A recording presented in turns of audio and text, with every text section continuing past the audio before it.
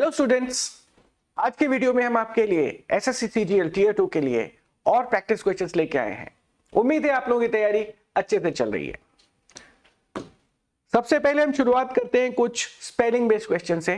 Spelling based questions direct vocab के question SSC के exam में काफी आते हैं, तो देखते हैं स्पेलिंग टेस्ट से। एग्जैजरेट का मतलब होता है किसी बात को बड़ा चढ़ा के बोलना, अतिशयोक्ति करना। इसका स्पेलिंग क्या होता है आपको मालूम है क्या? इसका स्पेलिंग है, आपको मालूम होना चाहिए कि शुरू में EX आता है और आखिरी में रेट आता है, लेकिन EX और रेट के बीच में A और E आता है और बीच में 2 G आते हैं, तो ये स्पेलिंग मिलता है हमको A और E, जो वॉवल के साउंड्स होते हैं बीच में 2 G, ये यहां पे है। X और रेट के बीच में है एग्जैजरेट, तो ये हमारा सही स्पेलिंग है। स्पेलिंग्स को आपको लिख लिख के पढ़ के आपको याद करना चाहिए। रिकंसाइल, रिकंसाइल का मतलब है पैच अप करना। किससे आपकी दुश्मनी है, लड़ाई है, तो आप उससे रिकंसाइल कर लेते हो, यानी उससे दुश्मनी भुला के मेल जोल कर लेते हो। रिकंसाइल की स्पेलिंग क्या होती है? RECONCILE, reconcile. इसमें S नहीं आता, ठीक है, ध्यान रखना। और 2 L भी नहीं आते, 2 O तो बिल्कुल नहीं आते। तो रिकंसाइल मींस टू फॉरगेट। अगला एक छोटा सा fill in the blank question है। फिलर्स बहुत सारे आते हैं एसएससी के पेपर में। The police is dash on his activities. Police क्या कर रही है? गतिविधियों पर नजर रख रही है। तो इसके लिए ईडियम कौन सा होता है? कीपिंग एन आई। आपको ध्यान रखना है कि ईडियम का जो है आपको स्ट्रक्चर नहीं चेंज करना है। कीपिंग एन आई, ठीक है। आप वॉचफुल आईज नहीं लगा सकते, बोथ आईज नहीं लगाएंगे, और कीपिंग वन आई, क्योंकि ईडियम होता है और ईडियम जो होते हैं वो फिक्स्ड होते हैं। कीपिंग एन आई का मतलब होता है टू कीप अंडर वॉच, यानी नजर रखना, किसी के ऊपर नजर रखना, इसको हम कहते हैं कीप एन आई। तो ये इसका आंसर है। अगला क्वेश्चन है फिलर का। Gupta family has very dash money and can't go for a holiday every year. तो उनके पास पहली बात तो यहाँ पे मनी के पहले क्या मैनी मनी आ सकता है? नहीं।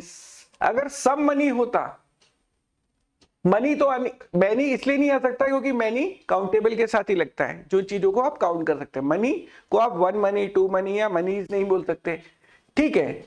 अगर थोड़ा मनी होता तो भी शायद जा सकते, लेकिन लिटिल का मतलब होता है हार्डली एनी, यानी बहुत कम, नहीं के बराबर।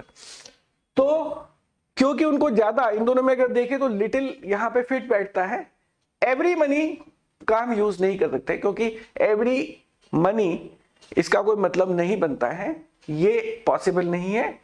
तो इसका आंसर है लिटिल मनी।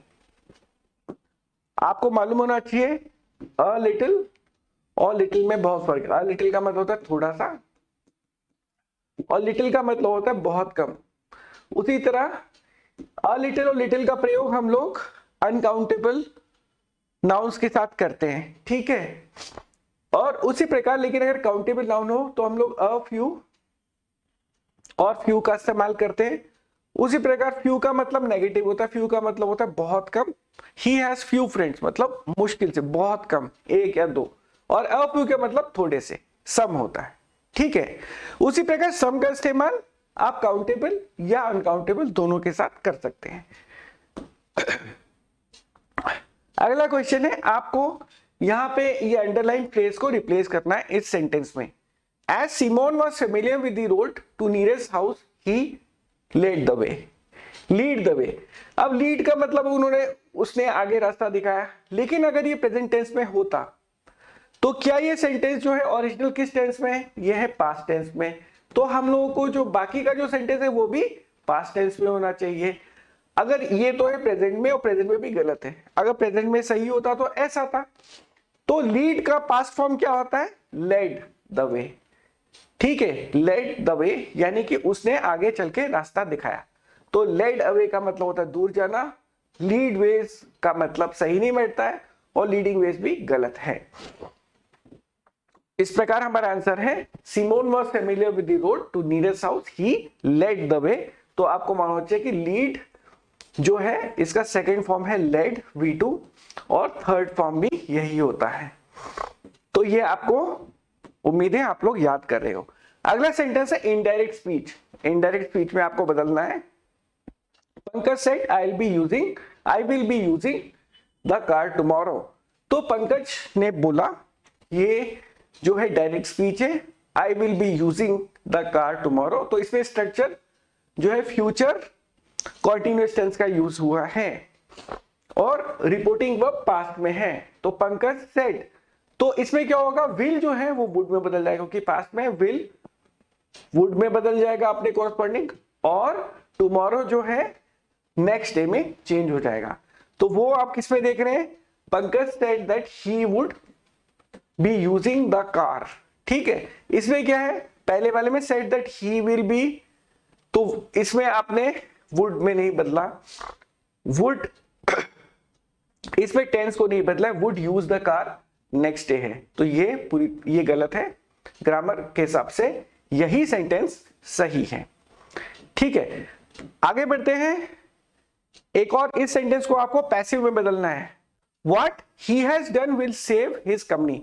जब पैसिव वॉइस में बदलते हो तो आपको क्या है कि आपको सब्जेक्ट और ऑब्जेक्ट को चेंज करना होता है इनका पोजीशन, और लेकिन टेंस एज सच नहीं बदलता, टेंस जो है उसी हिसाब से शिफ्ट करता है।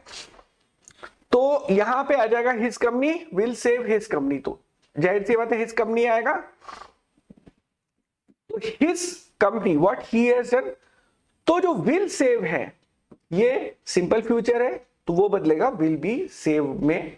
ठीक है, तो हिज कंपनी यहां पे आ गई, his company will be save by, और बाय का भी हम लोग इस्तेमाल करते हैं। ठीक है, by what he has done. आप इसको कंपेयर करेंगे फर्स्ट वाले से, his company would be saved. तो इसमें इस बात का ध्यान रखना है कि इसमें टेंस एज सच नहीं बदलता। अगर आप पैसिव वॉइस में बदल रहे हैं तो टेंस तो वही रहेगा, केवल स्ट्रक्चर चेंज होता है। ठीक है, तो यही गड़बड़ इसमें है, इसलिए इसका आंसर है ये। तो आप अगर एक्टिव पैसिव डायरेक्ट इनडायरेक्ट कर लेते हैं तो आपके बहुत सारे मार्क्स गारंटीड अच्छे तरीके से आएंगे, क्योंकि हर पेपर में बहुत सारे क्वेश्चन इन दोनों टॉपिक्स में से डायरेक्टली आते हैं। एक और हम लोग पैसिव वॉइस का क्वेश्चन लेते हैं, by whom was the window broken. तो आपको मालूम होना चाहिए कि जब है हुम ऑब्जेक्ट का काम करता है, वाज द विंडो ब्रोकन, तो किसने तोड़ा, तो ऑब्जेक्ट बाय हुम। तो जब आप हु या हुम को बदलते हो तो वो हुम हु में बदलता है, ठीक है, और हुम में चेंज होता है। अब लेकिन सवाल ये कि यहाँ पे तो बहुत सारे हैं, by whom was the window broken.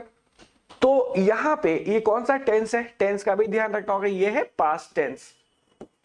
तो हु ब्रेक्स द विंडो ये प्रेजेंट टेंस में है, प्रेजेंट टेंस में, जो कि गलत है। हु हैज ब्रोकन ये है प्रेजेंट परफेक्ट, ये भी प्रेजेंट में।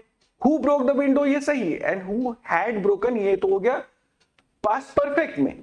लेकिन ये जो सेंटेंस था ये था सिंपल पास्ट में, सिंपल पास्ट में या पास्ट इंडेफिनिट टेंस में। तो आपको ध्यान रखना है कि जब आप पैसिव वॉइस बनाते हो तो टेंस नहीं बदलना चाहिए। ओके, तो ये हमारा आंसर है।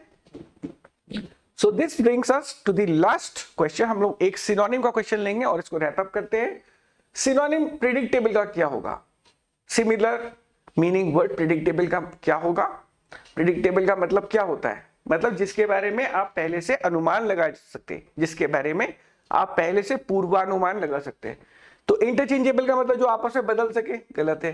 फोरसीएबल का मतलब जो चीज आप आगे देख सकते हैं, तो ये भी प्रिडिक्टेबल जैसा है, ठीक है। परमानेंट तो अलग है, परमानेंट का मतलब जो हमेशा से है, लेकिन प्रिडिक्टेबल से इसका मतलब नहीं बैठता। वोलेटाइल का मतलब जो बहुत जल्दी क्विकली चेंजिंग, तो ये भी आंसर नहीं है, इसका आंसर है फोरसीएबल। तो ओके गाइज, इस प्रकार आप लोग प्रैक्टिस करिए, अपनी ग्रामर, वोकैबुलरी और रीडिंग स्किल्स को इंप्रूव कीजिए। ध्यान रहे एसएसटी के एग्जाम में इंग्लिश के मार्क्स जुड़ते हैं और ये बहुत इंपॉर्टेंट टॉपिक होता है। ये पूरे के पूरे आपके मेरिट में जुड़ता है टीयर 2 के मार्क्स। आई एग्जाम भी आपको हेल्प करता है टू प्रिपेयर 50% फास्टर। हमारी वेबसाइट में जितने भी मॉक टेस्ट है वो बिल्कुल फ्री है, आप प्रैक्टिस कर सकते हैं और आप अपनी तैयारी को आगे बढ़ाते रहिए। Thanks for watching this video.